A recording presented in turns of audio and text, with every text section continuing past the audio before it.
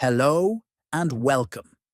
In this video, we'll guide you through the process of enabling the Nightlight feature in Windows 11. Nightlight reduces blue light emission from your screen, helping to minimize eye strain and improve sleep quality during nighttime use. First, go to your taskbar and right-click on the Start icon. From the menu that appears, select Settings.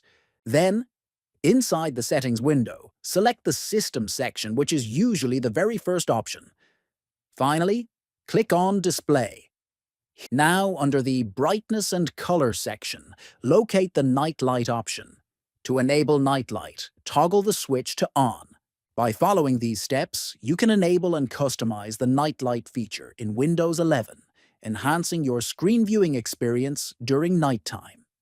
Thank you for watching. If you found this video helpful, please like, share, and subscribe to our channel for more tutorials.